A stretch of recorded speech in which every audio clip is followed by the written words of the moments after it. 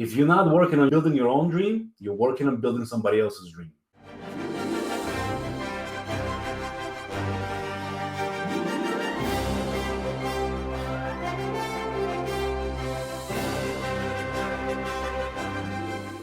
Isaac.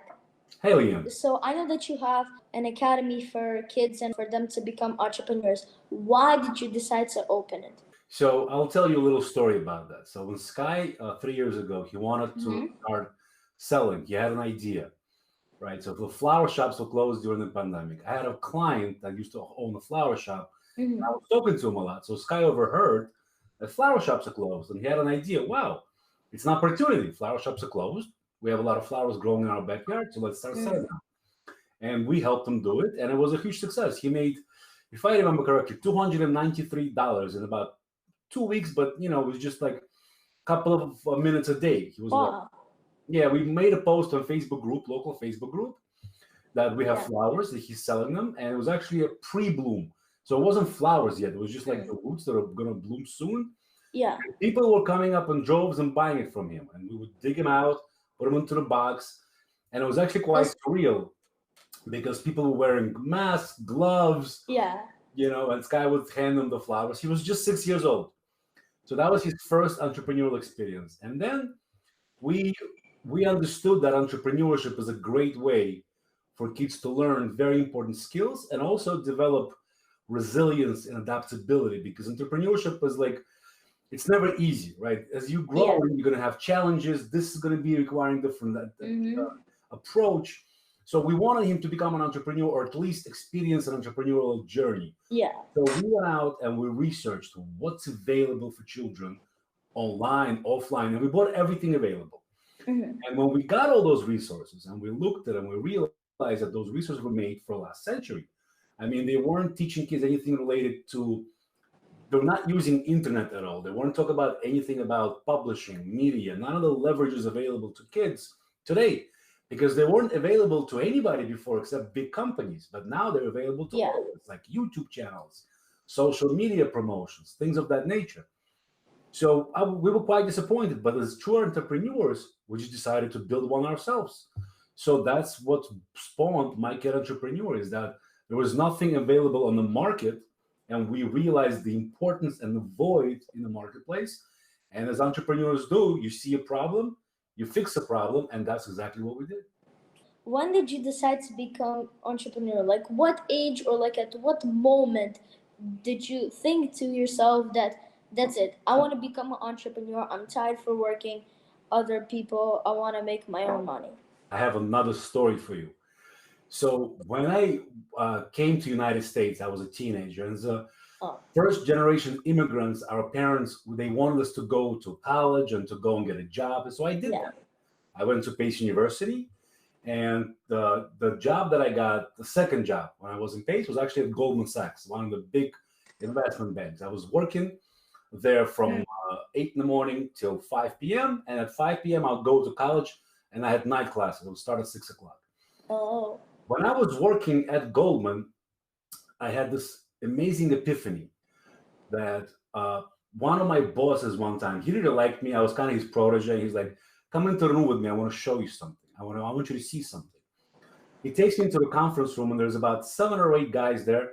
These were freshly hired graduates from Harvard, from Columbia, all MBAs, right? All guys with MBAs.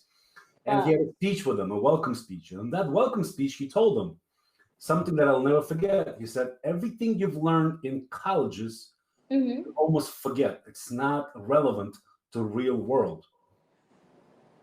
My eyes went up. I'm literally going to college every day. I'm paying for college. Meanwhile, I'm sitting here in this office, and this amazing, experienced guy is telling these guys that they have to forget what they've learned in school, because they treat school basically as a benchmark of how well you can study, but the knowledge itself is not very applicable. So that was my very first wake-up call to like, whoa, college is not everything. And at the same time, I was already working at Goldman Sachs, way more than an average college graduate would make. Like an average college graduate makes 40 to 50,000 a year at that time. Yeah. I was making triple that. And I was only, I was 18 years old. Yeah, that's pretty big achievement. that was another wake-up call to me. They're like, why am I going to the school? Is first of all, the knowledge that I'm getting here is not going to be relevant in a marketplace once I graduate. Second of all, the graduates make way less money than I'm already making. So what am I doing here? So, and that led down the road of me eventually actually dropping out of college. I'm a college dropout. And I'm eventually starting my own company, my own business. And my first business I started a little later. It was an IT consulting company. Oh. So what I would do is I went to schools, IT schools. Like there's two schools next to Manhattan. They're in New Jersey. They're Job Institute of Technology and DeVry University. So these are IT colleges. They create like tech professionals. And what I did is I hired fresh graduates out of those schools. They didn't have any experience yet. So all they wanted to do is to get their first experience on the resume. So I could pay them very little. I paid them between $12 to $15 to $18 an hour. And I billed much more for them to the companies that I kind of got projects from. And that was my first business. It ran for 6 years, 6.5 years, until the crisis of 2008. And that's where I learned my very first, not my very first, but really big lesson in business, which is never, ever, ever compete on margins. Because what I did is I was competing on margins, right? Because I was able to pay these guys so little, I could underbid all my competitors, meaning my service providers that I was providing service, I could tell them I could charge less and they would give me business. My margins were small, but because of that, I would win the business. But when times became tough, when banks stopped giving out cheap money and I had to go in the market and get expensive money. And the reason why you need money sometimes, like in my business, is to make payroll. I had over 100 people working for me. So in order to pay them every 2 weeks, I had to borrow money because my clients would pay me 6 months down the road. So I had to wait for my money to come. Meanwhile, I had to borrow money. So when banks stopped lending in 2008, cheap money went away. I had to borrow from private marketplace. The money was so expensive that my tiny margins didn't hold up. Yes. So I was making less. I was actually underwater. I was losing money. So 3 months after the crisis, about 3 to 6 months, I don't remember exactly, I had to close doors and my business went out of business. And that was my first big lesson. Never compete on margins. It's not sustainable long term. How does it make you feel to be an entrepreneur? Like somebody who makes his own money and does not work for somebody? That's another great question. I'll tell you honestly, entrepreneurship, especially today, given the powers we have, is it's true freedom. That's the real big takeaway. That entrepreneurship is not easy. It's a lot easier to go get a job. I'll tell you that right now. It's much easier not have to worry about where the business comes from. Just you go do your job, but it eats away at you. There's this phenomenal phrase I love that if you're not working on your own, on building your own dream, you're working on building somebody else's dream. True. Entrepreneurship gives you an ability to work on your dream, like what I'm doing right now. My Kid Entrepreneur is something we love doing. I enjoy. It's not easy, right? We're learning new things. We're trying. We're failing. We're figuring things out. How to do this. For instance, I'll tell you when we launched My Kid Entrepreneur. Initially, we did it with a book, right? The first thing we did is wrote a book, published a workbook. But then we realized that parents don't have the time to actually work with their kids. How would you compare being an entrepreneur versus working for somebody, being like an employee or like working at, for example, Walmart or something like that? Well, first of all, it doesn't have to be even Walmart, right? I was an employee at big corporations. I worked for Goldman Sachs. I worked for Schering-Plough, which is one of the large pharmaceutical companies in America. I worked for Memorial Sloan Kettering Cancer Center. So being an employee, again, it's mentally easier in the beginning because you don't worry about having a paycheck. You kind of like do your things. You come to work, you leave work, but you have no freedom.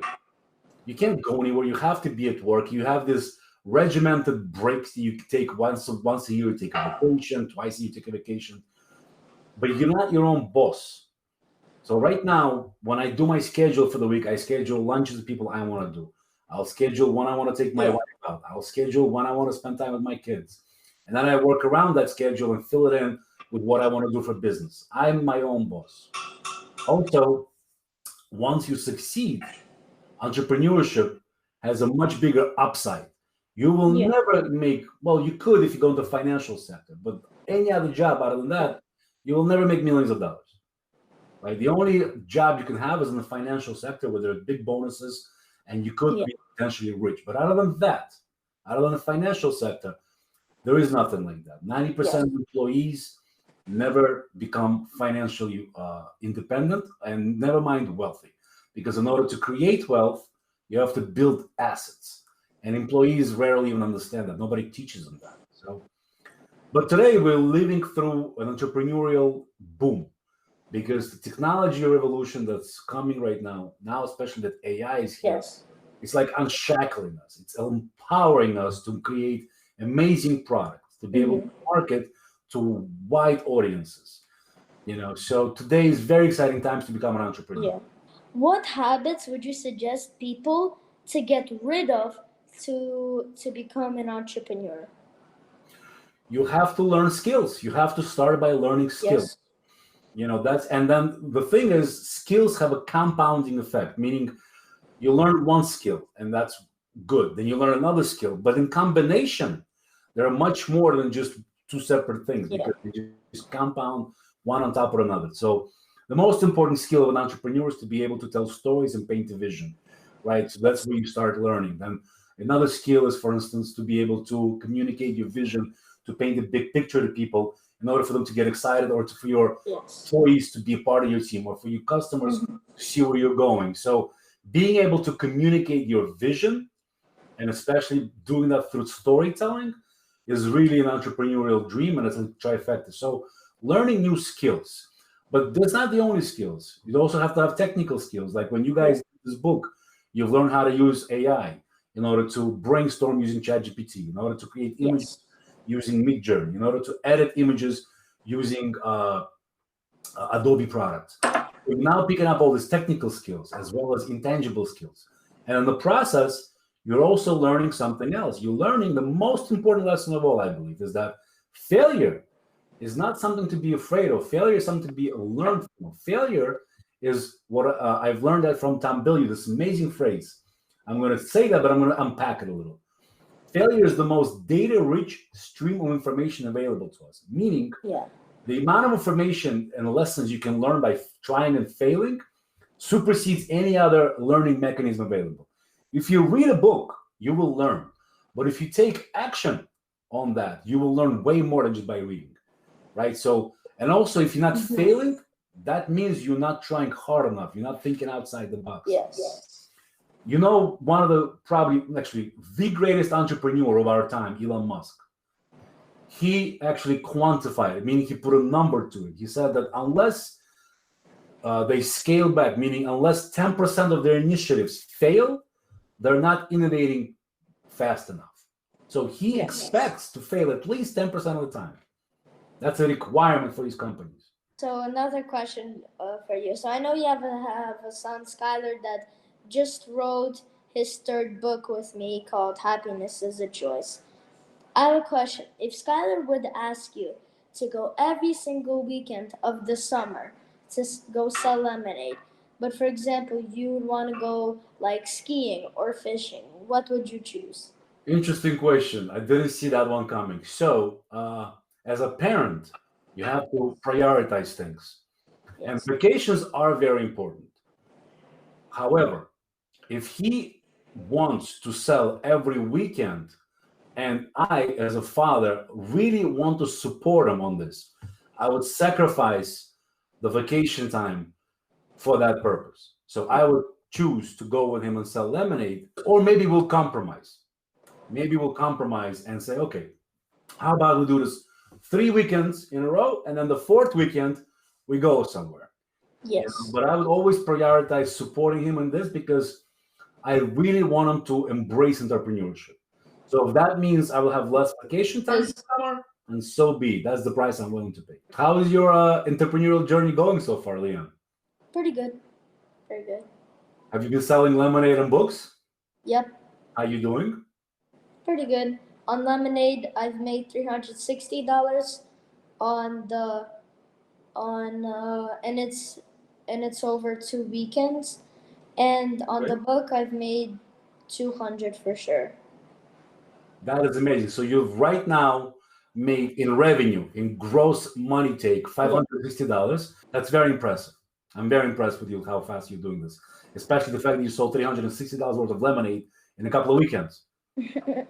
But that's kind of like what I've been telling you guys, that you will do that, because the first time Sky sold lemonade, he sold out $123 in 2 hours. How much did he make?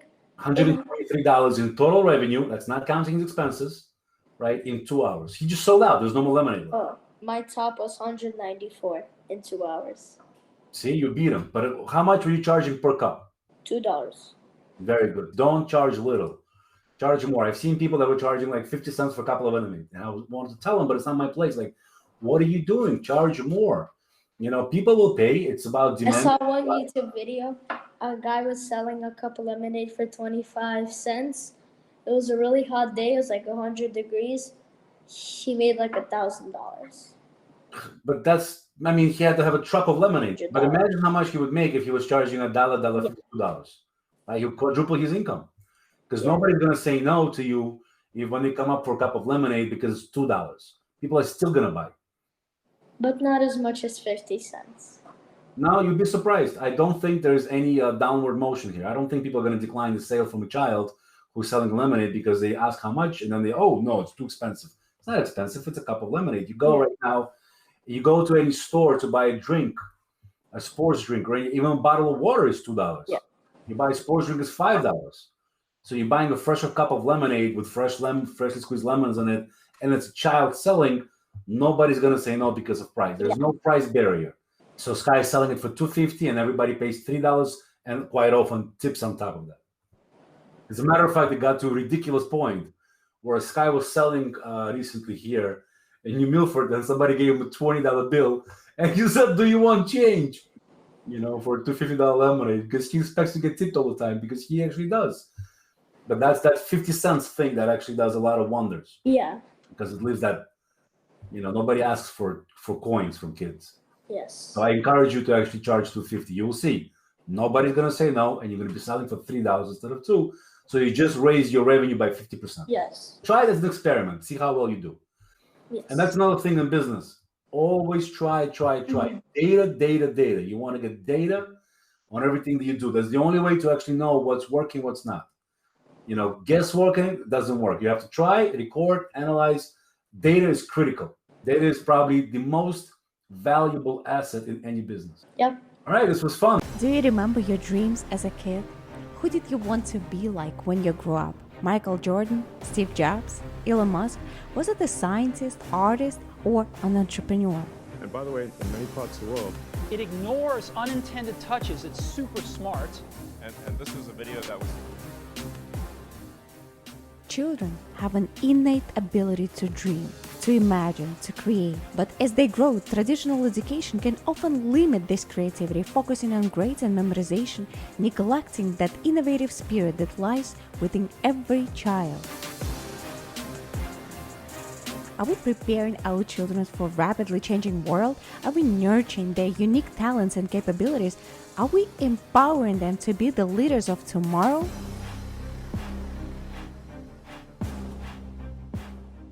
What if there was a way to let your child's imagination become reality while learning high-value skills like critical thinking, influence, persuasion, salesmanship, negotiation, and most importantly, recognizing failure for what it is, an opportunity to learn that is just feedback? Welcome to My Kid Entrepreneur Academy, one-of-a-kind platform that is dedicated to nurturing your child's entrepreneurial spirit. Here, we believe every child has a potential to change the world, and we are committed to helping them unlock that potential.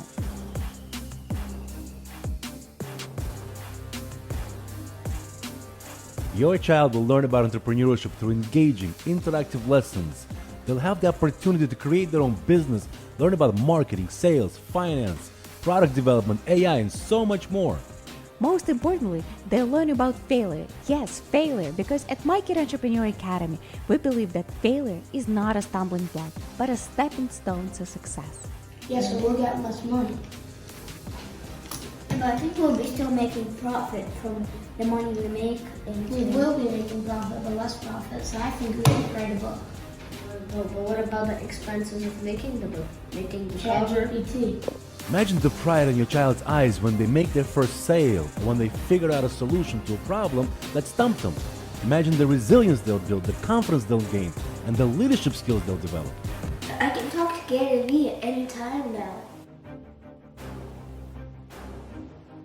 Join us today at My Kid Entrepreneur Academy. Give your child the gift of entrepreneurship. It's not just about creating a business, it's about creating a future.